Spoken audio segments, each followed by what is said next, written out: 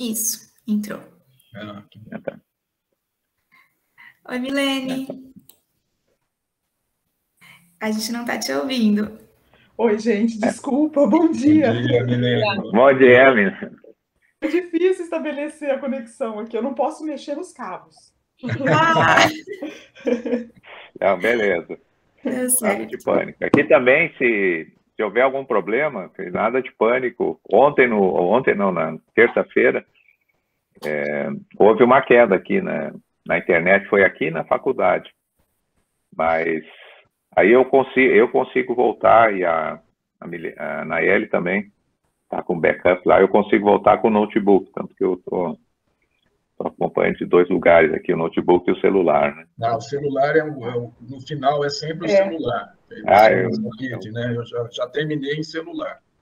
Aula e coisa desse tipo, eu sempre tenho, tanto que eu apareço 2 vezes aqui. Eu vi mesmo.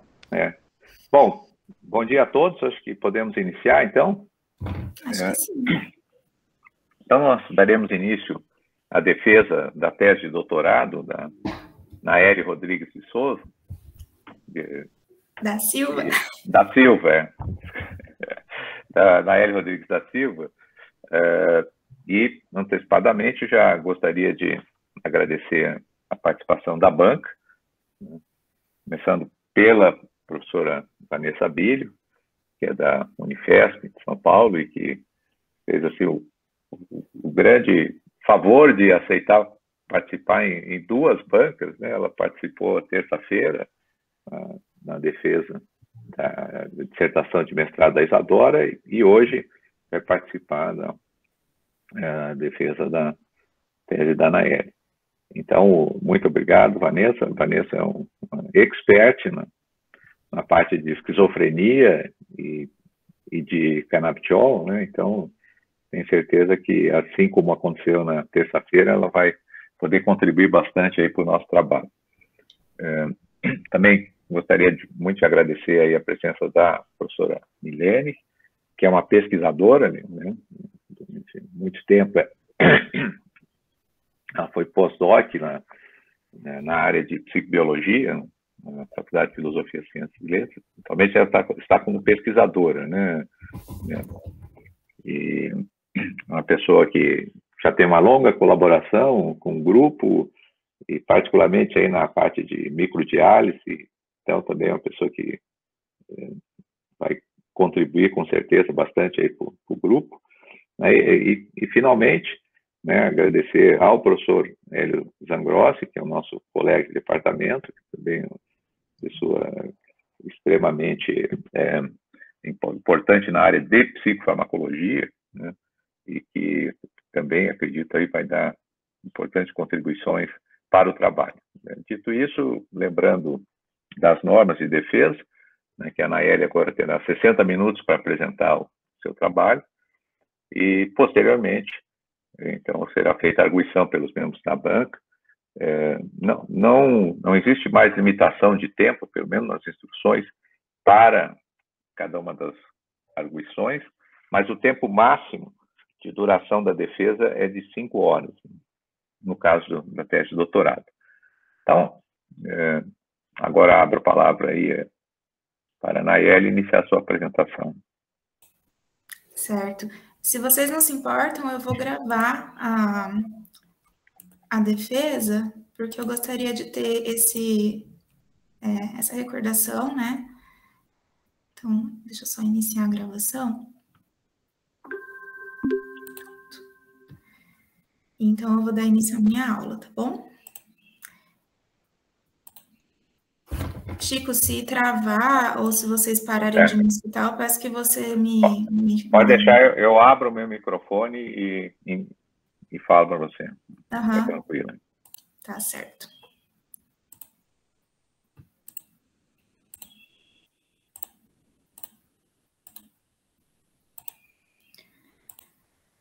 Bom, vamos lá, então. Vocês estão vendo aqui a apresentação? Todo mundo está vendo? Sim. Beleza. Então, bom dia para todos. Tem muitas pessoas na sala que eu acho que não me conhecem. Eu recebi muito e-mail de gente pedindo para assistir a defesa. Então, meu nome é Nayeli. Eu sou aluna de doutorado do professor Francisco Silveira Guimarães, e hoje eu vou apresentar a minha aula de doutorado, onde a gente vai discutir um pouquinho os mecanismos celulares e neuroquímicos do efeito tipo antipsicótico do canabidiol, e o envolvimento dos receptores 5-HT1A e CB2. Então, para isso, eu vou dar início falando um pouco do transtorno da esquizofrenia. A esquizofrenia é um transtorno psiquiátrico que acomete cerca de 1% da população mundial, o que representa cerca de 21 milhões de pessoas no mundo. E esse transtorno ele gera um alto custo econômico, porque ele é um transtorno que tem início principalmente no final da adolescência e no início da idade adulta, que é justamente o período onde as pessoas estão entrando no mercado de trabalho. Então, isso gera um alto impacto tanto para os pacientes que são acometidos, como para suas famílias e para a sociedade em geral. A esquizofrenia, ela vem, do grego de duas palavras, que é a esquizo, que significa divisão, e fenos, que significa mente, que remete justamente ao perfil dos sintomas desse transtorno, que ele é um transtorno que tem uma cisão das faculdades mentais. E os sintomas desse transtorno, eles são divididos principalmente em 3 grandes grupos: os positivos, os negativos e os cognitivos. Os sintomas positivos, eles são principalmente alucinações, delírios, principalmente delírios persecutórios, medo, paranoias. Os sintomas negativos, eles são principalmente apatia, distúrbio de fala, isolamento social. E os sintomas cognitivos envolvem prejuízos de alguns domínios cognitivos, que leva à confusão mental, à perda de memória, à desorientação espacial, entre outros. Muitas hipóteses tentam explicar um pouco do que acontece na neurobiologia da esquizofrenia. E uma das hipóteses mais clássicas é a conhecida hipótese dopaminérgica, que é baseada principalmente no fato de que drogas que aumentam a neurotransmissão dopaminérgica levam a sinais e sintomas parecidos com o que são observados na esquizofrenia.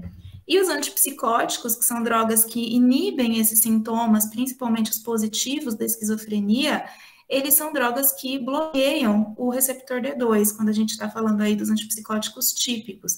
Então, por isso, postulou-se uma hipótese de que haveria um aumento da neurotransmissão dopaminérgica nos pacientes com esquizofrenia. Hoje nós sabemos, na verdade, que não há simplesmente um aumento do tônus dopaminérgico. O aumento do tônus dopaminérgico ele realmente acontece na via mesolímbica e ele está relacionado com os sintomas positivos do transtorno, mas, ao mesmo tempo, há uma diminuição do tônus dopaminérgico na via conhecida como mesocortical, que está relacionada, então, com os sintomas negativos cognitivos. Então, na verdade, o que a gente observa na esquizofrenia é um desbalanço dopaminérgico, onde tem um aumento em determinadas vias e a diminuição em outras. Mais adiante, uma outra hipótese, ela foi postulada tentando explicar também, ou entender melhor, a neurobiologia da esquizofrenia, que é o que a gente vai discutir bastante hoje, que é a hipótese glutamatérgica. A hipótese glutamatérgica ela é baseada principalmente no fato de que drogas antagonistas do receptor NMDA, como a fenciclidina, ketamina e MK801, eles levam a sinais e sintomas que são parecidos ou que são relacionados com a esquizofrenia. Então, aqui eu trouxe um estudo para exemplificar, que é um estudo em humanos, em indivíduos saudáveis, que receberam ketamina e anfetamina. E aí, nesse estudo, foi observado que os indivíduos que receberam ketamina ou anfetamina, eles tiveram um aumento de respostas que foram avaliadas por essa escala de sintomas positivos, então, muito parecidos com os sintomas positivos da esquizofrenia, ou relacionados com os sintomas positivos.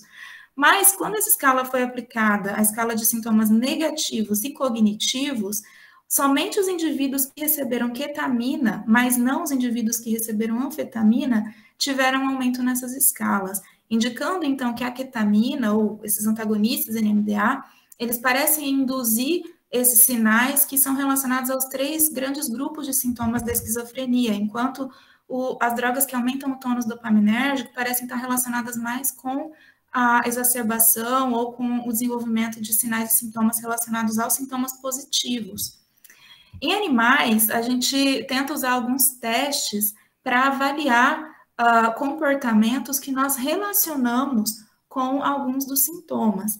E esses modelos, o modelo dopaminérgico, que seria baseado no aumento de dopamina, e o glutamatérgico, que então seria baseado no tratamento com esses antagonistas NMDA, eles são utilizados para estudar a esquizofrenia. No entanto, o modelo dopaminérgico e o glutamatérgico, eles induzem em animais comportamentos como, por exemplo, a hiperlocomoção, que é um comportamento que, de alguma maneira, é relacionado com os sintomas positivos do transtorno. Mas somente o modelo glutamatérgico, ele induz outros comportamentos em animais. Aqui eu trouxe 3, mas existem muitos outros testes que a gente pode fazer e relacionar, e são comportamentos que podem ser relacionados ou que a gente tenta estudar como aí um modelo para avaliar o que seria relacionado com sintomas cognitivos ou negativos. Esses modelos baseados no antagonismo NMDA, eles também induzem alterações celulares e bioquímicas em animais. E uma delas é a diminuição de um tipo de interneurônio, que é o interneurônio palvarbumina. Então, os interneurônios, quando eu digo interneurônios GABAérgicos, eu estou falando de uma grande gama de interneurônios que são os interneurônios inibitórios do sistema nervoso central. E esses interneurônios inibitórios, eles são classificados de acordo com a sua morfologia, com a sua conectividade, então, aonde ele se liga, né? Se ele se liga no corpo celular do neurônio piramidal, no dendrito proximal, no axônio proximal, e os marcadores que eles expressam, então, alguns expressam palvarbumina, outros somatostatina e assim por diante, e também eles podem ser classificados de acordo com propriedades intrínsecas, que são as propriedades eletrofisiológicas desses interneurônios. Aqui nessa aula nós vamos dar foco para os interneurônios palvarbumina, porque eles são interneurônios que parecem estar bastante envolvidos com a neurobiologia da esquizofrenia. Esses interneurônios palvarbumina, eles são interneurônios GABAérgicos, então, como eu disse, são interneurônios inibitórios. Eles inibem os neurônios piramidais, que também têm um mecanismo de feedback nesses interneurônios palvarbumina. Então, quando há uma ativação desses interneurônios palvarbumina, há uma certa frequência de disparo nos interneurônios piramidais. E quando há uma diminuição do disparo dos interneurônios palvarbumina, há um aumento na frequência de disparo dos interneurônios piramidais. E se a gente considerar, então, que esses interneurônios palvarbumina, eles controlam vários interneurônios piramidais, que têm também uma modulação nos próprios interneurônios palvarbumina, aqui a gente está falando, então, de uma frequência de disparo baseada em inibição e excitação. E essa frequência que determina a inibição e a excitação gera ondas que são conhecidas de acordo com a sua frequência, que são as ondas gama, beta, alfa, teta. E essas ondas cerebrais, elas são essenciais para diversas funções cerebrais, como, por exemplo, memória de trabalho, entre outras funções que estão alteradas em pacientes com esquizofrenia. Já foi bastante... Já tem várias evidências de que há uma diminuição do número de interneurônios palvarbumina em indivíduos com esquizofrenia. Então, esse é um trabalho aqui mostrando, por exemplo, uma diminuição no número de interneurônios palvarbumina no córtex de pacientes com esquizofrenia. E aqui é um outro trabalho mostrando a diminuição no número de interneurônios palvarbumina em várias regiões do hipocampo em indivíduos com esquizofrenia. Além disso, essas drogas, os antagonistas NMDA, quando eles são administrados, eles parecem ter uma preferência para esses interneurônios palvarbumina. Então, eles diminuem a frequência de disparo dos interneurônios GABAérgicos, ao passo que eles aumentam a frequência de disparo dos neurônios piramidais. Aqui também é um outro gráfico, mas representando o mesmo fenômeno. Quando a gente observa aqui fast spiking, que ele está se referindo aos interneurônios GABAérgicos, né, devido ao padrão de eletrofisiológico deles, que é um padrão de disparo fast spiking, e aqui o regular spiking, que seria os neurônios piramidais. Então, a gente pode observar que o MK801 ele leva a uma diminuição do disparo dos GABAérgicos e um consequente aumento do disparo dos piramidais. Isso é um fenômeno importante se a gente considerar que esse fenômeno está representando uma alteração no padrão inibitório excitatório dessa região. E não somente isso, mas quando a gente tem esse fenômeno, a gente pode observar diversas outras alterações, como, por exemplo, o aumento de espécies reativas de oxigênio. Nesse sentido, os interneurônios pau-albumina, os interneurônios GABAérgicos, mas também os pau-albumina, eles têm uma estrutura que os protege de alguns danos que podem ser causados pelo seu próprio perfil eletrofisiológico de autodisparo, como as redes perineuronais. Essas redes perineuronais, elas são estruturas reticulares, que são formadas por matriz extracelular, principalmente tenacina e ácido hialurônico, e essas redes de tenacina e ácido hialurônico, elas ancoram proteoglicanos, como aglicano, diversos tipos de proteoglicanos, que conferem a essas redes perineuronais uma carga, um perfil de carga que pode servir como tampão para diversos danos, por exemplo, danos causados por espécies reativas de oxigênio. Essas redes perineuronais, elas ficam em volta do interneurônio pau-albumina, fazendo, então, um papel protetor, como se fosse um escudo para esses interneurônios. Além disso, elas não parecem ter somente o perfil protetor para diversos danos que podem vir a danificar esse interneurônio pau-albumina, mas elas também têm uma função bastante importante em relação à sinaptogênese, uma vez que quando há uma plasticidade neuronal, que pode ser importante, por exemplo, para aprendizado, há uma diminuição do número da intensidade de redes perineuronais. E quando há uma consolidação de memória, há um aumento da intensidade, então, dessas redes perineuronais, que significa um aumento da estabilização das sinapses que são formadas.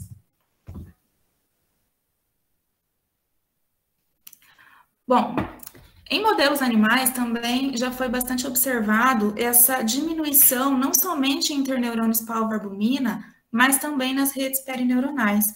Então, esse aqui é um exemplo de um modelo animal que a gente conhece como modelo de ativação imune materna, e a gente pode observar que os animais que receberam essa ativação quando eles estavam no período gestacional, quando eles chegam no período do início da idade adulta, que é representado pelo dia pós-natal 90, eles começam a apresentar essa diminuição na densidade das redes perineuronais e também acompanhado uma diminuição do número de células pau-albuminas que são circundadas pelas redes perineuronais.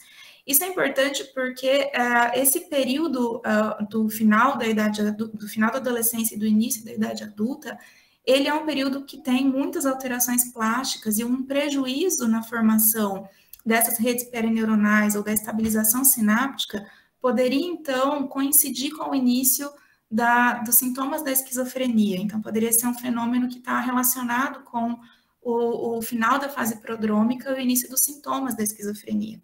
Esse efeito de diminuição de redes perineuronais, ele não foi encontrado somente em ativação imune materna, mas em vários outros modelos, como modelos baseados no antagonismo NMDA, modelo de double hit, que é um outro modelo de esquizofrenia, e muitas vezes esses prejuízos estavam associados a prejuízos cognitivos. Bom, e então até hoje não está muito claro se essas redes perineuronais, o que aconteceria com os pacientes com esquizofrenia, se essas redes perineuronais elas não amadureceriam corretamente. Então, se no final da adolescência, no início da idade adulta, não haveria uma correta maturação dessas redes, ou se, por um outro lado, haveria uma correta maturação, mas um aumento da degradação dessas redes perineuronais poderia levar a uma falta de estabilidade dessas redes. E aí, nesse sentido, quando a gente fala de aumento de degradação das redes perineuronais, a gente tem que citar que a degradação dessas redes, elas acontecem por enzimas, que são as metaloproteinases de matriz. Essas enzimas, elas degradam essas redes perineuronais e são liberadas por micróglia, principalmente a micróglia em seu estado reativo. E nós sabemos que a micróglia, ela tem um papel bastante importante no contexto da esquizofrenia, né? Uma vez que a gente sabe que há um aumento da neuroinflamação em diversos transtornos psiquiátricos, e na esquizofrenia não é diferente. Na esquizofrenia há um aumento de inflamação e tem diversas evidências que mostram esse papel importante da micróglia nesse transtorno, como, por exemplo, há uma ativação do sistema inflamatório periférico e uma neuroinflamação em pacientes com esquizofrenia. Tem uma correlação entre a esquizofrenia e os genes que controlam a expressão de componentes do sistema imune. Também já foi avaliado que quando há o tratamento concomitante com antipsicótico e anti-inflamatórios, os anti-inflamatórios podem melhorar alguns sintomas da esquizofrenia. Então, existem várias evidências indicando um papel bastante importante da micróglia no contexto da esquizofrenia. Existem trabalhos também, como esse, que mostram uma possível relação do aumento da ativação de micróglia com a diminuição de pau-albumina e das redes perineuronais. Por exemplo, aqui, esse trabalho usou animais nocaute para a subunidade GLU2N2A do receptor NMDA, e ele fez um estímulo com um indutor de estresse oxidativo. Então, nesses animais que eram nocaute, que receberam um indutor de estresse oxidativo, eles tiveram uma diminuição na intensidade de pau-albumina e também uma diminuição na intensidade desse marcador, que é um marcador de rede perineuronal. Isso foi acompanhado, curiosamente, por um aumento no número de células IBA1, que é um marcador de micróglia, de células da micróglia, e um aumento do número de células CD8, que é um marcador de micróglia reativa, indicando, então, que esse aumento de reatividade de micróglia poderia estar relacionado com a diminuição de redes perineuronais e uma consequente diminuição da intensidade de pau-albumina, mas aqui nesse trabalho isso é só uma suposição, né? A gente não sabe se isso realmente está relacionado ou não, mas de fato esses achados eles não são incomuns. Então até aqui, como um overview, eu trouxe que há um desbalanço dopaminérgico na esquizofrenia, que há uma hipofunção, que a hipofunção NMDA parece gerar diversos sinais e sintomas parecidos com os que são observados na esquizofrenia e também leva a alterações bioquímicas e celulares, como a diminuição de interneurônios pau-albumina, diminuição de redes perineuronais, neuroinflamação, entre outros. No entanto, existem muitas outras peças ainda nesse quebra-cabeça, existem muitas outras coisas que podem estar acontecendo, muitos outros modelos de esquizofrenia também que trazem mais alterações bioquímicas e moleculares para a gente somar. Então, hoje a gente vai focar nisso aqui, mas é sempre importante lembrar que existem muitos outros processos também que estão acontecendo e que também podem estar relacionados com os processos que a gente está dando foco aqui. E também é importante dizer que a esquizofrenia é um transtorno que tem tratamento.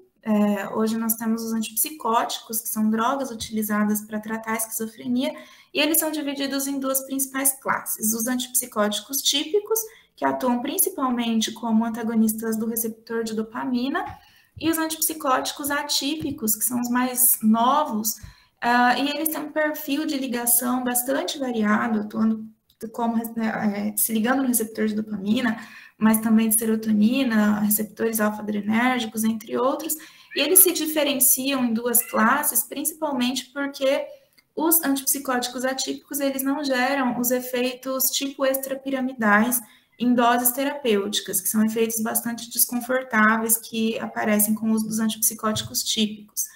No entanto, apesar de terem esse perfil diferenciado, de não gerarem esses efeitos extrapiramidais em doses terapêuticas, eles ainda são bastante intoleráveis e é bastante preocupante quando a gente observa estudos como esse, por exemplo, que mostram a taxa de descontinuação dessas drogas. Então, tanto os antipsicóticos típicos, como o haloperidol, e os atípicos, como a quetiapina, olanzapina, risperidona, e até o aripiprazol, que é o mais novo, alguns autores consideram até de terceira geração, eles têm uma altíssima taxa de descontinuação por falta de eficácia, por efeitos adversos intoleráveis. Então, o tratamento com essas drogas ainda é uma questão bastante complicada na clínica.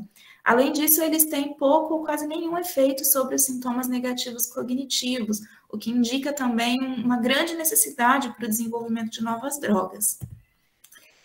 Nesse sentido, então, eu trouxe esse trabalho, né? Ele busca explorar um pouquinho do efeito tipo antipsicótico do canabidiol, que é um componente derivado da cannabis sativa, e ele é o segundo principal canabinoide produzido por essa planta, depois do THC, sendo o THC um composto que tem um efeito psicotomimético e o canabidiol um composto que tem bastante quantidade, no entanto, ele não tem esse efeito psicotomimético do canabidiol. Então, as primeiras evidências que vieram a postular um possível efeito antipsicótico do CBD e também um possível efeito ansiolítico foram trabalhos como, por exemplo, esse do Zuard, onde ele administrou THC para indivíduos saudáveis e ele observou que em indivíduos saudáveis o THC levou a um aumento do comportamento de ansiedade e pensamentos desconectados. E o CBD, quando ele era administrado de maneira conjunta com o THC, ele não levou a esse efeito, ele, na verdade, inibiu o efeito ansiolítico do THC e também esse efeito que ele chamou de pensamentos desconectados. Então, foi por aí, né, por esse caminho que começou a se imaginar, a se postular um possível efeito tipo ansiolítico ou tipo antipsicótico do CBD. E aí vários estudos vieram para estudar o CBD em modelos animais, nós temos vários estudos clínicos também que eu poderia mostrar, e o CBD ele parece ser um composto promissor em diversos modelos animais, mas aqui por conta do tempo também, eu decidi trazer o meu trabalho de mestrado, que é um trabalho onde eu testei o canabidiol em um modelo induzido pelo antagonismo NMDA. Então, no meu mestrado, eu tratei os animais por 14 dias com MK801, 2 vezes ao dia, e depois eu tratei os animais por 7 dias subsequentes com CBD, 1 vez ao dia. E também, nesse trabalho, em grupos independentes de animais, eu tratei os animais com antagonistas do receptor CB1, CB2 e 5-HT1A para avaliar aí um possível mecanismo de ação do CBD. E aí, no final do tratamento, eu fiz o teste de interação social e reconhecimento de objetos, que seria aqui um teste relacionado aos sintomas negativos da esquizofrenia, e o reconhecimento de objetos que ele demonstra para a gente um possível prejuízo em alguns domínios cognitivos, como o da memória, nesse caso. Então, nesse trabalho, eu observei que o MK801, ele causou, sim, um prejuízo no teste de interação social, que foi atenuado quando a gente tratou com o CBD. Então, o CBD, ele parece ter revertido esse efeito do MK801 no teste de interação social, e o mesmo aconteceu no reconhecimento de objetos, onde o MK801, ele teve um efeito induzindo um prejuízo no teste de reconhecimento de objetos, e o CBD, ele parece ter atenuado esse prejuízo induzido pelo MK801. E aí, quando eu avaliei com os antagonistas, a gente observou que o antagonista CB1, ele não bloqueou o efeito do CBD, nem no teste de interação social, nem no teste de reconhecimento de objetos. E o mesmo aconteceu com o antagonista do receptor CB2, onde não houve um bloqueio, nem na interação social e nem no teste de reconhecimento de objetos. Mas quando eu tratei com o whey, que é um antagonista 5-HT1A, nós observamos um bloqueio do efeito do CBD nos dois testes. Então, aqui a gente pode observar o MK801 levando a um prejuízo, o CBD revertendo, mas quando eu tenho tratamento com o whey, o efeito do CBD ele é bloqueado nos dois testes, indicando, então, que esse efeito do CBD ele poderia ser mediado pelo receptor 5-HT1A.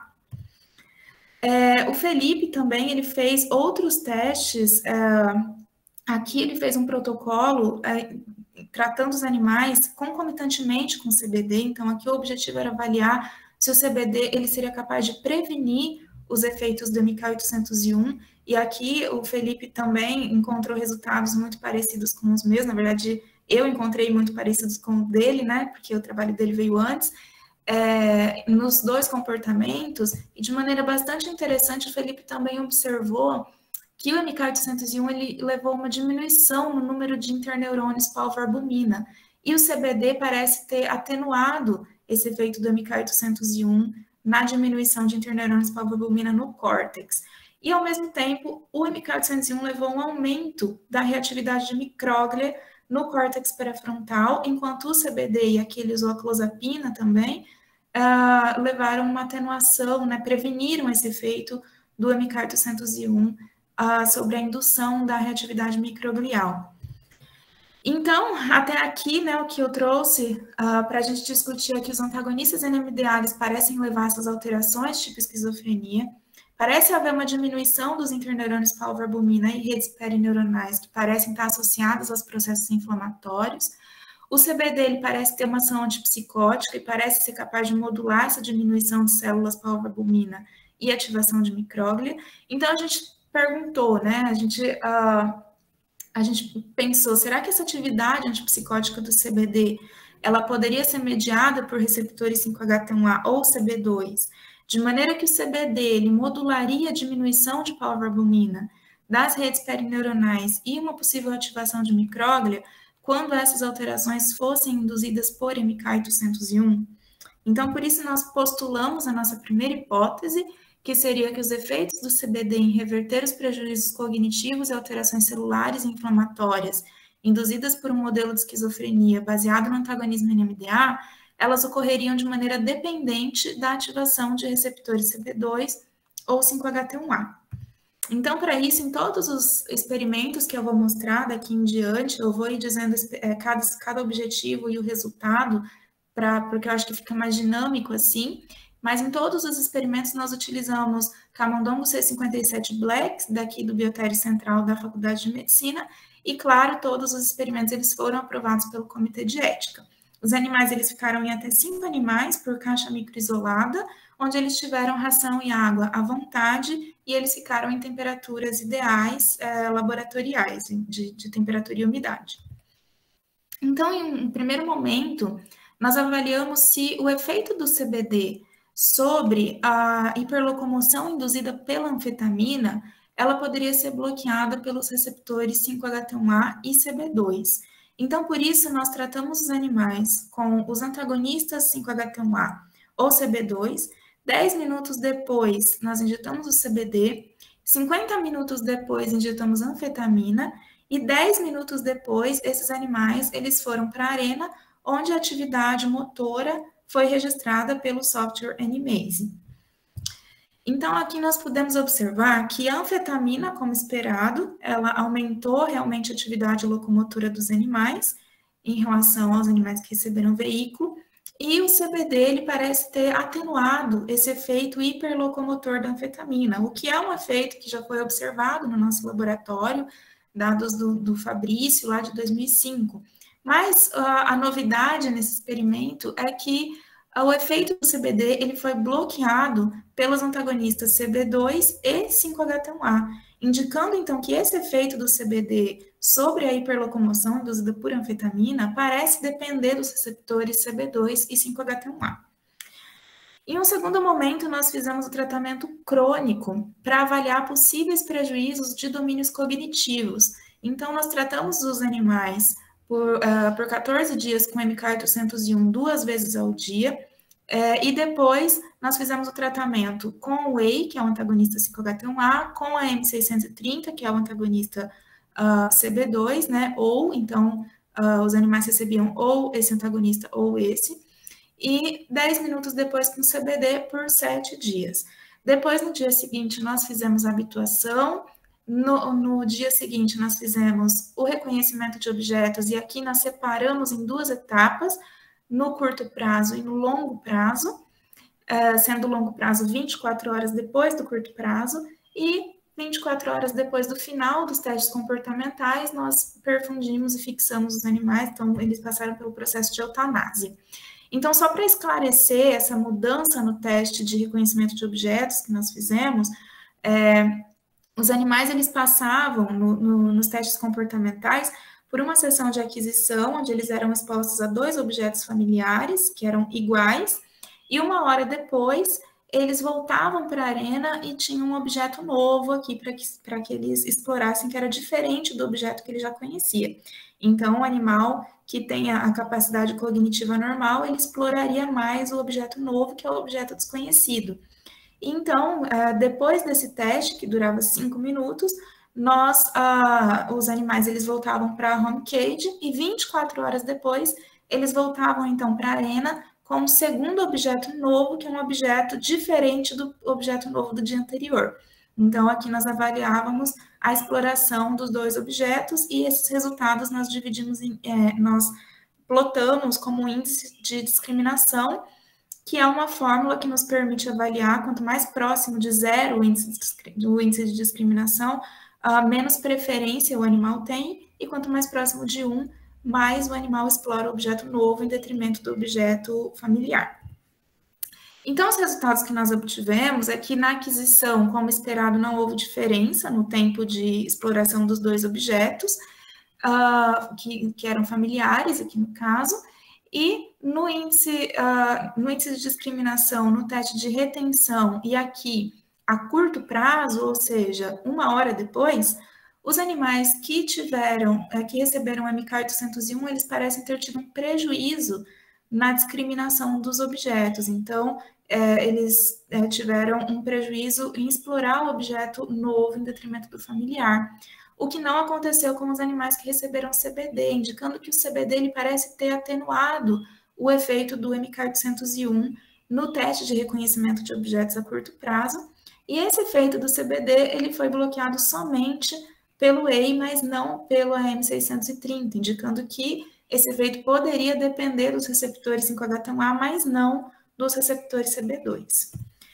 Quando a gente fez a análise de dados do reconhecimento de objetos a longo prazo, nós observamos um mesmo padrão, onde os animais eles exploraram mais o objeto, eles tiveram um prejuízo na exploração do objeto novo, um prejuízo em relação ao índice de discriminação, os animais que receberam somente a MK801, esse prejuízo ele foi atenuado pelo CBD, e o efeito do CBD ele foi bloqueado pelo tratamento com whey, mas não pelo tratamento com M630, indicando também que a longo prazo parece ter um envolvimento do receptor 5-HT1A, mas não CB2. E aqui mostrando a mesma coisa, só que eu escolhi falar o índice de discriminação por ser uma maneira de demonstrar um pouco mais dinâmica, mas aqui a gente pode ver o tempo de exploração dos objetos iguais e o CBD explorando mais o objeto novo. Bom, então esses animais que passaram por esse protocolo de tratamento e que passaram pelos testes comportamentais, 24 horas depois nós prosseguimos então com a eutanásia desses animais, onde os animais eles foram perfundidos e os encéfalos foram fixados. E depois da fixação dos encéfalos, eles foram congelados e cortados em criostato, a 30 micrômetros. Esses cortes dos encéfalos em criostato, nós prosseguimos para o protocolo de imunofluorescência.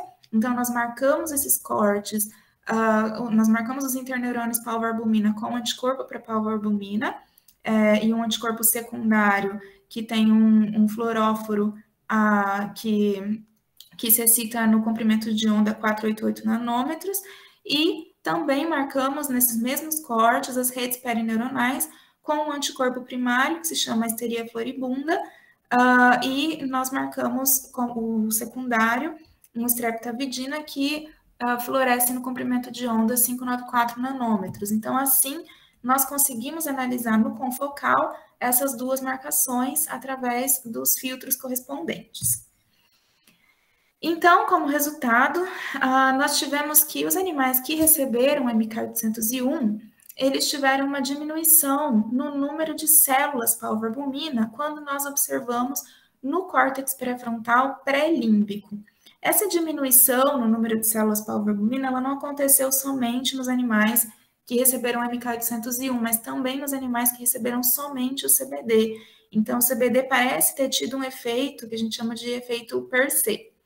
Mas, por outro lado, o CBD, ele parece ter atenuado esse efeito do MK801 na diminuição do número de células palvoalbumina no córtex pré-límbico. E os antagonistas, tanto o antagonista CB2 quanto o antagonista 5-HT1A, nesse caso, não bloquearam o efeito do CBD sobre a diminuição do número de células palvoalbumina no córtex pré-frontal pré-límbico. Quando a gente observou as marcações de redes perineuronais, então aqui as marcações de WFA, nós contamos o número de células totais que eram marcadas pelas redes perineuronais e não observamos nenhuma diferença no número de célula total. E também a gente fez uma segunda análise da intensidade de fluorescência. Então, nós observamos a intensidade de fluorescência das marcações de redes perineuronais e também não observamos nenhuma diferença de acordo com os tratamentos. Mas, quando a gente observa a colocalização, ou seja, as células que são palvoalbumina positivas e que colocalizaram com as redes perineuronais, nós observamos que há uma diminuição no número de células pau-albumina colocalizadas com redes perineuronais. E o CBD ele parece atenuar esse efeito do MK801 na diminuição das células pau-albumina colocalizadas com com WFA, e os antagonistas, eles não bloquearam aqui o efeito do CBD em atenuar essa diminuição induzida pelo MK801. E aqui foi um resultado que a gente discutiu e pensou bastante, porque quando a gente viu esse resultado, uma das primeiras coisas que a gente pensou foi, bom, vou voltar aqui um pouquinho no slide, a gente pode ver que realmente há uma diminuição do número total de células pau-albumina. Então, será que essa diminuição do número total de células pau-albumina e esse efeito do CBD, ele não está simplesmente refletindo o número de células pau-albumina, né? Então, para a gente tentar responder essa questão sem esse viés do número de células pau-albumina, da própria diminuição do número de células pau-albumina, nós fizemos várias análises e uma delas que a gente considerou ser a melhor para representar os nossos dados foi contar a intensidade de fluorescência somente nas células que eram colocalizadas com a pau-albumina. Então, nós contamos a intensidade de fluorescência das redes perineuronais somente nas células que expressavam pau-albumina. E aí nós observamos, então, que o MK801, ele levou uma diminuição na intensidade das redes perineuronais em células pau-albumina, e o canabidiol, ele parece ter atenuado essa diminuição de fluorescência das redes perineuronais induzida pelo MK801, e aqui também os antagonistas não bloquearam, nenhum antagonista CB2, nenhum antagonista 5-HT1A não bloquearam esse efeito do canabidiol. Quando a gente avaliou o infralímbico, que nós separamos o córtex medial pré-frontal e infralímbico e pré-límbico, nós não observamos nenhuma diferença em relação ao tratamento no número de células pau-albumina no infralímbico. Em relação ao número de células marcadas por WFA, nós também não observamos nenhuma diferença em relação aos tratamentos e nem na intensidade de fluorescência das redes perineuronais. Quando a gente avaliou as colocalizações, também não houve nenhuma diferença em relação ao tratamento das células pau-albumina colocalizadas com redes perineuronais e nem na intensidade de fluorescência das redes perineuronais colocalizadas com pau-albumina. Quando a gente foi fazer as análises do hipocampo, então, uma segunda região que a gente decidiu avaliar, que é o hipocampo, nós dividimos em ventral CA1 e ventral subículo. E quando a gente analisou o ventral CA1, nós observamos que houve uma diminuição do número de células pau-albumina nos animais que receberam somente o MK801 nessa região, e houve o CBD ele atenuou o efeito do MK801 sobre essa diminuição. E aqui nessa região, de maneira bastante curiosa, os dois antagonistas, tanto o antagonista CB2 como o antagonista 5-HT1A, bloquearam o efeito do CBD. Também no número de células PNN, WFA, né, que marcador de PNN, não houve diferença, nem na intensidade de fluorescência na área ventral CA1 do hipocampo. E quando a gente analisou a colocalização de pau-albumina com rede perineuronal, a gente avaliou que os animais tratados com MK801 tiveram a diminuição, o CBD parece ter atenuado o efeito do MK801, e, novamente, os dois antagonistas, tanto o CB2 quanto o 5-HT1A, parecem ter bloqueado o efeito do CBD. E na intensidade de fluorescência das redes perineuronais em células pau-albumina, nós também observamos esse efeito. Então, houve uma diminuição da intensidade de fluorescência nos animais tratados com MK801, o CBD atenuou e os dois antagonistas bloquearam o efeito do CBD. Quando a gente foi avaliar o subículo, o ventral subículo, a gente observou um efeito muito parecido com o que a gente observou no CA1, de maneira que o MK801 ele diminuiu o número de células pau-albumina no ventral subículo, o CBD parece ter atenuado esse efeito, e os antagonistas CB2 e 5-HT1A parecem ter bloqueado o efeito do CBD sobre a diminuição do número de células pau-albumina induzida por MK801.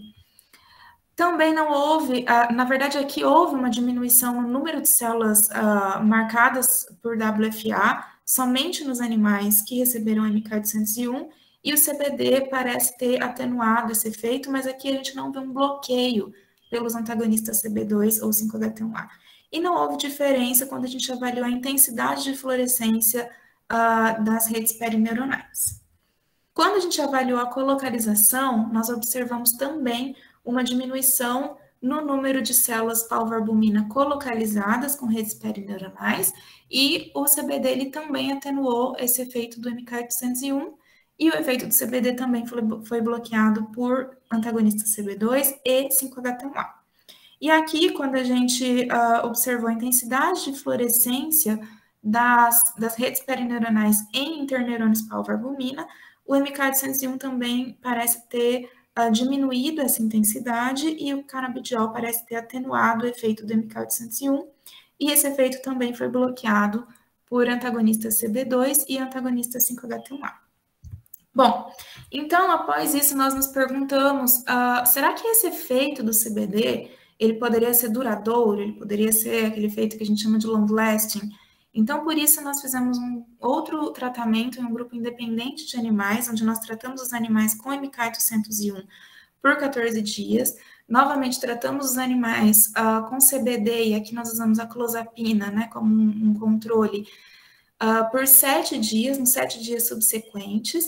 E aí, ao invés de sacrificar os animais, como no outro protocolo, que nós fizemos o sacrifício dos animais, a eutanásia, na verdade, dos animais, 4 dias depois, aqui nós esperamos 2 semanas. Então, os animais ficaram 2 semanas na home cage, e nós eutanasiamos os animais no 35º dia.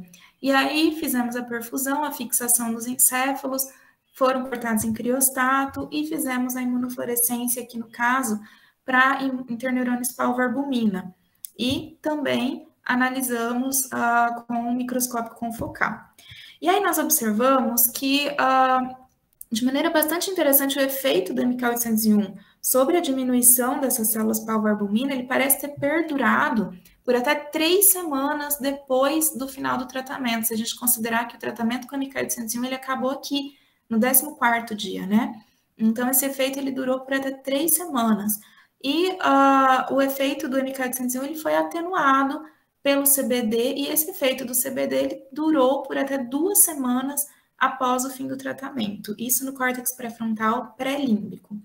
E é interessante a gente observar que a clozapina, ela não atenuou o efeito do MK801 sobre a diminuição, como parece ter até aumentado um pouco mais, né, de maneira um pouco mais robusta, que essa diminuição do número de células pau-albumina no córtex pré-frontal pré-límbico. Quando a gente avaliou o infralímbico, não houve diferença em relação aos animais MK801. Então, nesse caso, o MK801 parece não ter alterado o número de células pau-albumina, mas a clozapina parece ter levado a uma diminuição no número de células pau-albumina no córtex pré-frontal infralímbico desses animais. Então, em um outro momento, nós utilizamos os mesmos encéfalos daquele protocolo que nós fizemos o reconhecimento de objetos e que nós retiramos o cérebro dos animais no 25º dia, que é o mesmo protocolo onde nós fizemos todas as marcações com WFA e tudo mais. Parte desses encéfalos e desses cortes que nós utilizamos para a pau-albumina e para as redes perineuronais, nós fizemos a marcação para micróglia, para avaliar, então, como estaria a reatividade de micróglia nesses animais. Então, para isso, nós fizemos a marcação com IBA1 e um secundário com fluorescência, e analisamos através de microscopia confocal. E aí nós avaliamos não o número de células, mas a morfologia dessas células. Então, nós pudemos dividir elas e classificar de acordo com o tipo 1, 2, ou 3, 4 e 5, onde, a partir do tipo 3, nós classificamos essa micróglia como uma micróglia reativa e o tipo 1 e o tipo 2 como uma micróglia em repouso.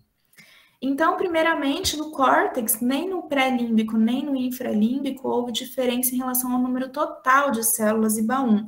Então, o número de células marcadas por IBA1, ele não alterou.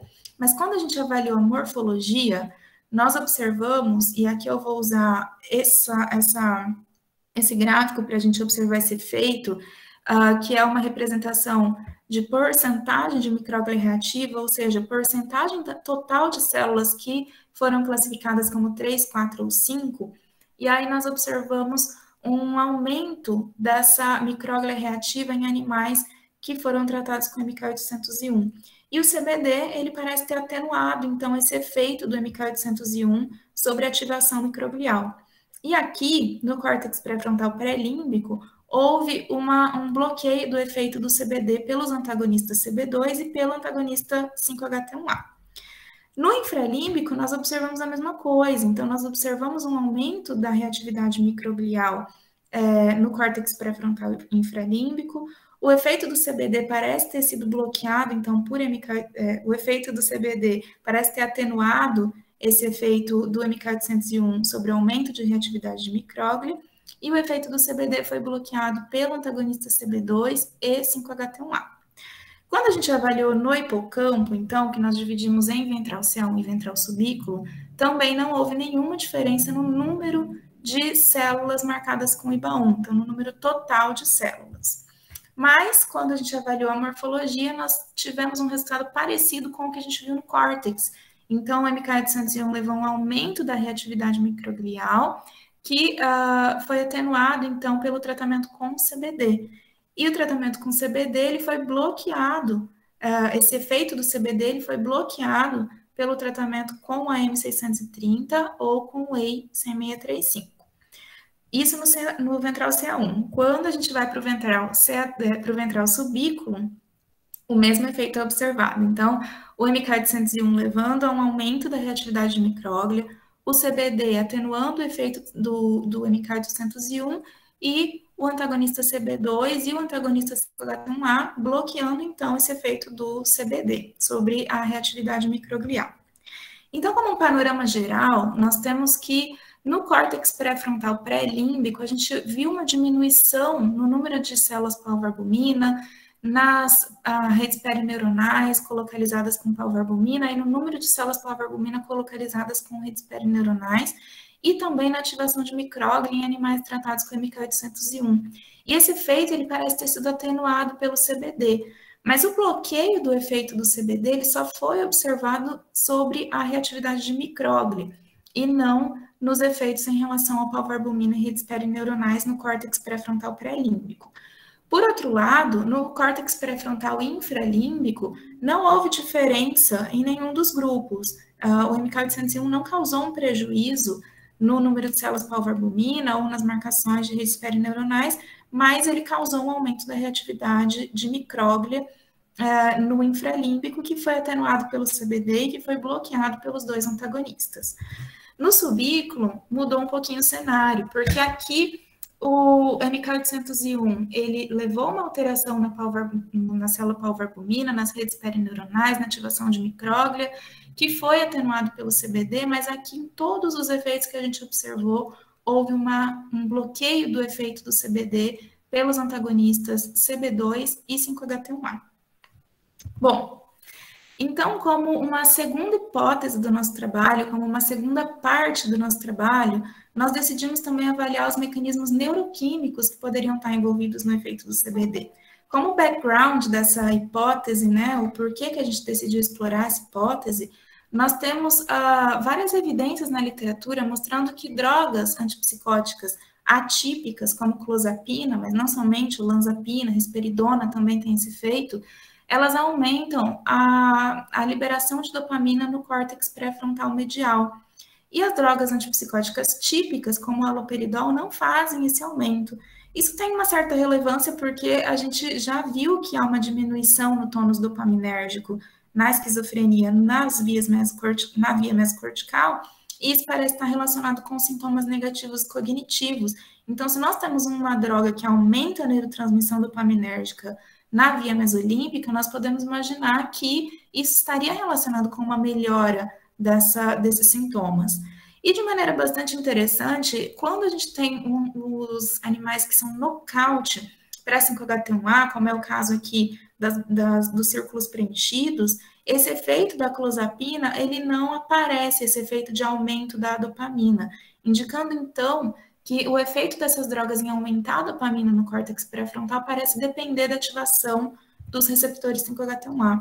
Isso acontece quando a clozapina ela é injetada de maneira sistêmica ou local. Então, aqui é um estudo que mostrou a diálise reversa, né? Então, a clozapina sendo injetada localmente ali no córtex medial pré-frontal e também levando a esse aumento de dopamina no córtex medial pré-frontal, e isso dependendo, então, da ativação de receptor 5-HT1A, visto que em animais nocaute para 5-HT1A, esse efeito não acontece, mas para animais nocaute 5-HT2A, esse efeito ele continua acontecendo.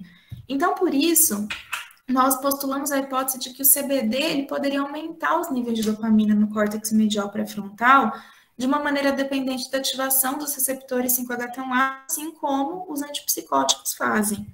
Então, para isso foi estabelecida uma parceria com a professora Cecília Scorza e a Jéssica também, que me ajudou muito nos experimentos.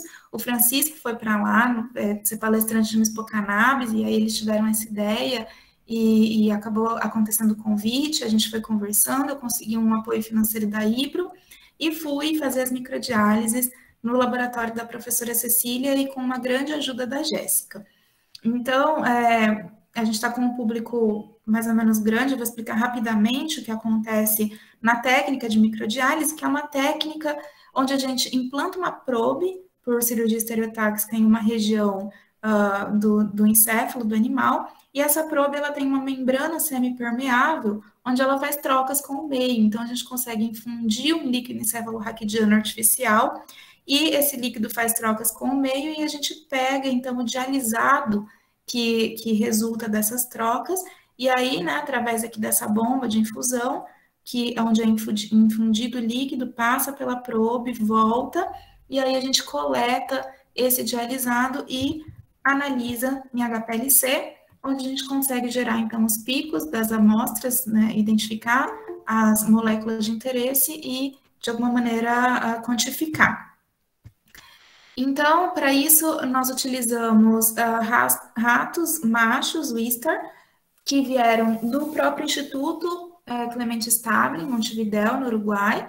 Claro que esses experimentos eles foram aprovados pelo Comitê de Ética, né, cumprindo a lei de experimentação animal no Uruguai, e esses animais, então, eles passaram pela cirurgia estereotáxica, onde as cânulas foram implantadas, e após todo o experimento, quando esses animais eles foram eutanasiados, nós fizemos a checagem da localização dessas cânulas, e somente as cânulas que estavam bem localizadas no córtex pré-frontal medial, os resultados desses animais foram considerados. Então, para isso, nós fizemos a cirurgia estereotáxica, implantamos a probe, e 24 horas depois, esses animais, eles eram, então, submetidos ao protocolo de microdiálise, onde eles entravam em um período de estabilização de 40 minutos, e depois as amostras basais, elas começavam a ser coletadas de 20 em 20 minutos, e durante a coleta da quarta amostra basal, o CBD, ele era injetado por via intraperitoneal, e nós continuávamos coletando de 20 em 20 minutos até a amostra 12. Para testar um possível efeito, para testar se o envolvimento do receptor 5-HT1A era importante para esse efeito do CBD, nós injetamos o CBD 10 minutos antes da o whey, 10 minutos antes da injeção de CBD, e continuamos as coletas até a 12ª amostra em um protocolo independente. E para avaliar um possível efeito local do CBD sobre esse aumento de dopamina, nós fizemos um outro protocolo, então, que continuou no período de estabilização, nas 4 coletas de amostra basal, mas a partir da 4ª coleta de amostra basal, o CBD ele era passado por diálise reversa nas concentrações de 0,2, de 1 ou de 5 micromolar intracórtex pré-frontal medial. Então, como resultado, nós tivemos que houve um aumento da liberação de dopamina no córtex pré-frontal dos animais que receberam CBD sistêmico na dose de 60 miligramas. Então, houve um aumento de cerca de 60% na liberação de dopamina e que perdurou aí por mais ou menos 1 hora após esse estímulo.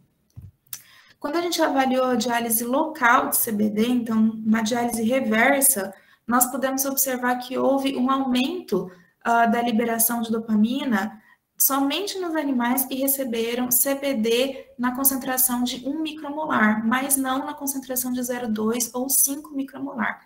E uma coisa interessante para a gente observar aqui também é que o efeito do CBD, quando a gente administrou por diálise reversa, ele foi bem menor comparado ao efeito do CBD administrado por via sistêmica. Quando a gente observou o tratamento com o whey MK801, quando a gente começou a tratar os animais com whey, primeiramente nós observamos se o whey ele teria um efeito per se.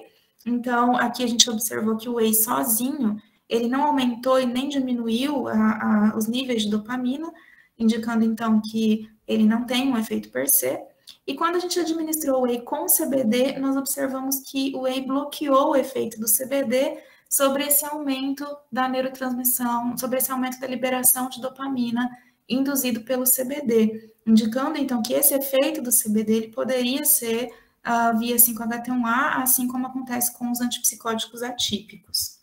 Nós também fizemos a análise do DOPAC, que é um metabólito de dopamina, e em nenhum dos protocolos que nós fizemos, em nenhum dos experimentos, nem com o whey sistêmico, nem com o CBD sistêmico, nem com o CBD local, nós avaliamos alguma diferença. Então, não houve nenhuma diferença nos níveis de DOPAC em nenhum dos experimentos.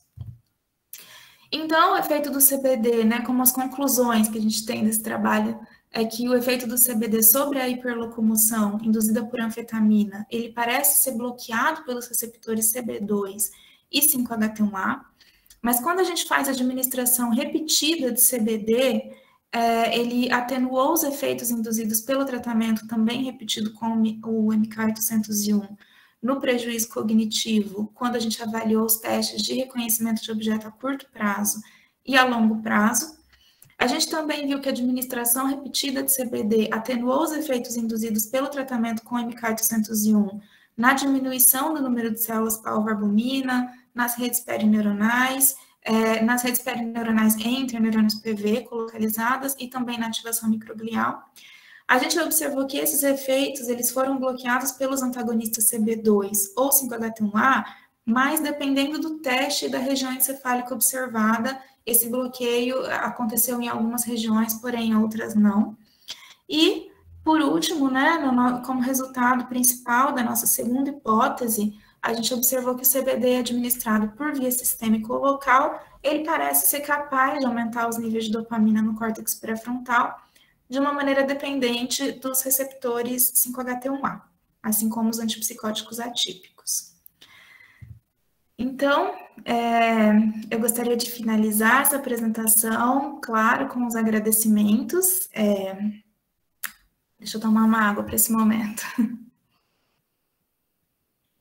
Eu quero agradecer principalmente a banca, a professora Vanessa, o professor Hélio, a professora Milene, por estarem aqui nesse momento comigo, por terem lido minha tese atentamente, por toda essa discussão e por fazerem parte desse momento que é tão importante para mim, né, que é um momento que marca muito, e eu estou muito feliz que vocês são minha banca, é uma banca que eu queria muito que fosse, eu fiquei muito feliz, assim, quando foram vocês os escolhidos, e eu estou muito contente, assim, pelo privilégio de vocês estarem na minha banca, então eu queria agradecer muito pelo tempo que vocês estão dedicando aqui. Eu quero agradecer também a professora Elaine Delbel, que foi a professora que começou com essa ideia das redes perineuronais, então, a primeira vez que eu ouvi isso foi através dela, e aí eu me interessei, pedi para ela um anticorpo para testar, e ela generosamente, como sempre, ela é muito amorosa, ela me emprestou anticorpo, foi aí que eu comecei a fazer os primeiros experimentos, e a professora Elaine também, ela me deu muita oportunidade, sempre que eu fui no laboratório dela, que eu fiz projetos paralelos com o João e tudo, eu fui muitíssimo bem recebida, e ela é uma professora que eu tenho um carinho imenso, talvez ela nem saiba disso, mas eu tenho um carinho muito, muito grande pela professora Elaine, uma admiração bastante grande. Também quero agradecer a professora Aline, que é uma das pessoas que esteve comigo desde o começo, assim, quando eu entrei no mestrado, uma das primeiras pessoas que eu conheci foi a professora Aline, e por algum motivo, eu acho que a gente tem uma relação muito boa, e ela é muito, muito, muito importante para mim, porque ela fez parte da minha formação como cientista e como mulher cientista. Então, quando eu fico desencorajada das coisas, quando me falta coragem, eu penso que a professora Aline confia em mim. E eu sei que ela confia no meu trabalho, ela sempre me demonstrou muito isso, assim, ela sempre me demonstrou uma força muito grande e acreditou muito em mim. Então, eu agradeço muito a professora Aline por tanto, assim, por tantos anos de parceria, por ter aberto as portas do laboratório dela para mim sempre que eu precisei. Durante essas análises todas que eu fiz, eu ligava para a professora Aline na pandemia, mandava áudio no WhatsApp, mandava foto, professora, me ajuda a entender o hipocampo, eu não estou entendendo aqui essas divisões. E ela generosamente vinha e explicava, e mandava áudio, desenhava. Então, assim, ela tem uma contribuição muito importante para a minha formação acadêmica e pessoal. É uma das mulheres cientistas que eu mais admiro e que eu mais me inspiro. A professora Rúbia também, que foi quem me apresentou para o Chico. Acho que nada disso seria possível sem a professora Rúbia, porque foi ela que foi minha orientadora de TCC, que me apresentou para o Chico, que fez todo esse caminho, e que é uma mulher incrível também, tenho uma grande admiração por ela. A Sabrina, que é uma professora também que sempre esteve muito próxima de nós, que sempre nos ajudou muito, muito em relação às técnicas, que sempre também abriu tudo que ela poderia de ajuda em relação ao laboratório, em relação ao reagente. E há uma palavra amiga também, gosto muito da Sai, ela também tem um papel muito importante na minha formação. Ao professor Léo também, que sempre foi muito amoroso, que sempre me ajudou muito. E também estendo esse agradecimento a todos os professores do departamento, porque se eu fosse falar de cada um aqui, eu ficaria o dia inteiro falando, mas todos os professores do departamento de farmacologia, eles têm um papel muito importante na minha formação, das bancas de mestrado, de qualificação, de tudo, assim. Então, eu agradeço a todos os professores do departamento por fazerem parte da minha formação. E aí eu entro no agradecimento para o Felipe, que a gente nunca chamou assim, mas ele é um co-orientador do meu trabalho, porque eu até peço desculpa por tantas vezes que eu enchi tanto o saco do Felipe, eu estava com medo de encontrar o Felipe no corredor e ele fugir de mim, porque todas as vezes que eu encontrava o Felipe, eu fazia pergunta e ele me ajudava a analisar os dados. E assim, desde o meu mestrado, o Felipe lá nos Estados Unidos, fazendo pós-doc dele em paz, e eu mandando e-mail e fazendo videochamada com ele, ele no laboratório trabalhando, e eu enchendo a cabeça dele, perguntando, e ele sempre muito generosamente me ajudando, assim. Então, o Felipe, ele tem um papel ímpar na minha formação, ele é uma pessoa que é muitíssimo importante, tanto para esse trabalho, quanto para mim como profissional e como pessoa também. E aí o Chico, né? O Chico, que é uma pessoa que é muito difícil falar do Chico, porque eu acho que todo mundo que passa pelo laboratório do Chico sai do laboratório do Chico sem palavras para conseguir expressar tudo que o Chico faz por nós, né?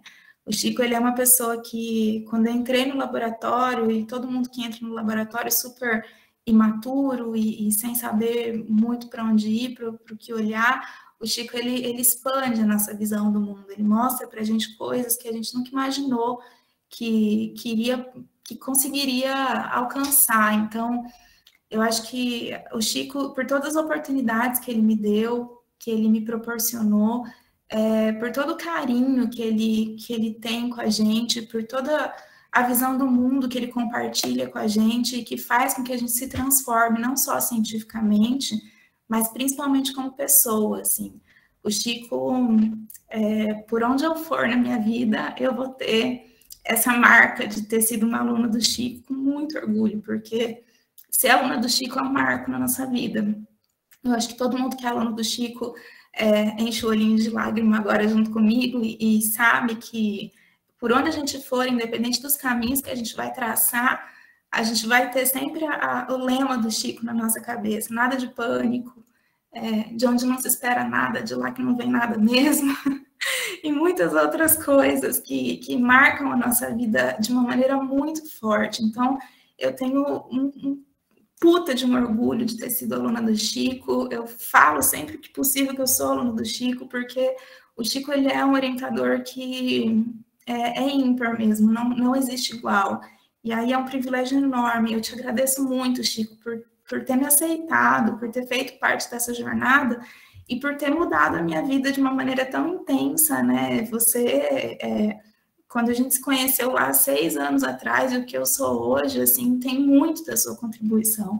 Então, eu vou levar isso para o resto da minha vida e pode ter certeza que você realmente me transformou cientificamente, como pessoa, você expande a nossa visão de mundo. Eu acho que essa é a melhor definição.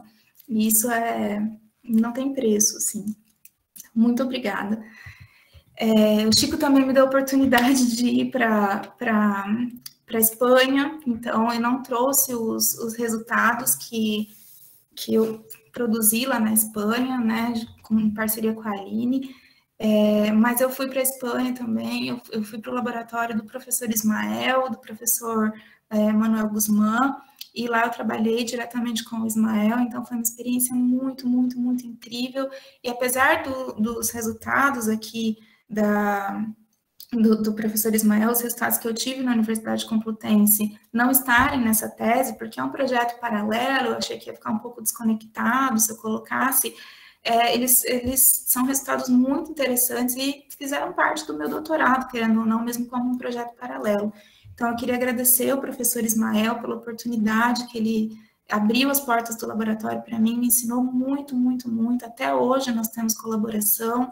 Então, muito obrigada, professor Ismael, professor Manuel Guzmán, e também as pessoas que me ajudaram tanto lá, a Eva, que é a técnica deles, a pesquisadora Tânia, o Javier, o Daniel, que foi quem me ajudou diretamente, o José e a Irene. Então, gostaria de deixar aqui registrado também meu agradecimento para essas pessoas. E, claro, né, a professora Cecília, a Jéssica, toda a experiência que eu tive no Uruguai, que aí sim eu coloquei os resultados na tese, a parte neuroquímica toda que foi feita lá no Uruguai. Então, o Uruguai foi uma experiência muito incrível para mim, principalmente por ter conhecido a professora Cecília e a Jéssica, que são pessoas que também transformaram muito minha carreira. Eu acho que o tempo que eu passei no Uruguai, apesar de ter sido curto, ele foi muito intenso. E as pessoas que eu conheci lá, né, a Jimena, o Josepe, a Juli, e todas as pessoas que eu conheci, a Ana Lia, a Carolina também, que são as professoras que eu usei muito o laboratório delas, a Carolina, a Gisele. Então, eu agradeço imensamente, porque são pessoas também que transformaram muito minha vida, são pessoas incríveis. A professora Cecília e a Jéssica são mulheres pesquisadoras que eu queria muito que todas as mulheres pesquisadoras tivessem a oportunidade de passar pelo laboratório da Cecília e por conhecer a Cecília e a Jéssica, porque eu acho que isso é um privilégio imensurável, conhecer essas pessoas. E aí, a minha experiência no Uruguai foi intensa demais, foi muito legal, tanto que eu conheci até o Pepe Mujica. Então, eu agradeço muito mesmo por essa experiência, por todo mundo que esteve envolvido nela, e é isso.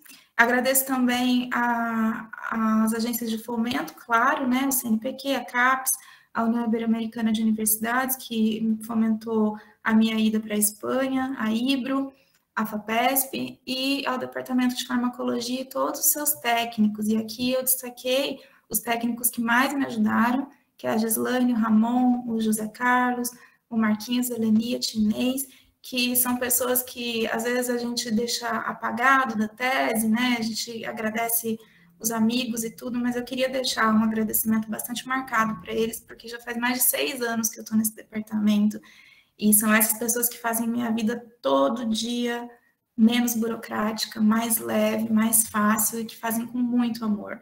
Então, esses funcionários que estão aqui, eles se tornaram grandes amigos mesmo, e eu queria muito deixar registrado que essas pessoas fizeram com que esse trabalho fosse possível.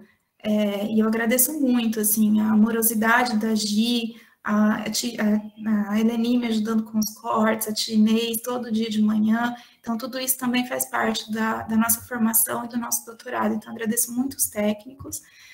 E, claro, não menos importante, por fim, mas não menos importante, a minha família. Agradeço muito minha mãe, meu pai, principalmente, por estarem aqui a todo momento. É nesse momento que a gente vê o tanto que a gente tem uma rede de apoio forte, um porto seguro estruturado mesmo, e a minha família é essencial nesse momento, porque eu faço isso não só por mim, mas por eles. Então, esse título é eu que estou apresentando, mas ele é muito nosso, assim, porque é vocês que estão comigo todos os dias, estão me apoiando todos os dias. Então, eu quero agradecer e dedicar esse título a vocês, né, aos meus pais, porque esse orgulho, ele é todo nosso, porque sem vocês eu não conseguiria, e sem vocês não faria sentido fazer isso. Então, muito obrigada para minha mãe, que está todo dia me apoiando tanto, que é uma pessoa que eu me inspiro muito, eu nem vou falar muito também, para não alterar. Meu pai também, que é uma pessoa que com certeza me incentivou desde criança a ir para a área acadêmica, e que é um acadêmico nato, que é aquela pessoa que desmonta tudo e tudo mais, e que trouxe isso também muito para o meu irmão, para o Vini, que também é um amigão, é um cara que está todo dia do meu lado, que a gente conversa todo dia, e que também me incentiva muito, muito a ser pesquisadora, a buscar, a saber mais, a aperfeiçoar mais, a deixar tudo o mais perfeito possível, porque é assim que ele é. Então, eu agradeço muito o Vini também, por estar comigo a todo momento, e esse título também é seu. Agradeço o Logan, que é meu irmãozinho, mais novo também, que faz parte da minha vida, que é um amor de pessoa da minha vida, a Elaine, que é minha madrasta, e ao Marcos também, que é meu padrasto, que são pessoas que também sempre estão aqui, que também fazem parte, uma parte muito importante da minha rede de apoio. E agradeço também, claro, aos amigos, né, a todos os amigos e as pessoas que são minha família, que eu construí em Ribeirão Preto. Então, eu não vou citar nome por nome, mas todo mundo que é de Ribeirão Preto, que eu conheci aqui, que veio de Madrid, que nem o Javier, que veio da França, igual a Wanda, que veio de Maringá, com a Duda e o Pneumo, e eu agradeço muito, muito por essa rede de apoio tão linda que eu tenho, que faz meus dias tão mais felizes e mais leves, assim. Então, agradeço muito por quem caminha comigo todo dia também. Então, muito obrigada.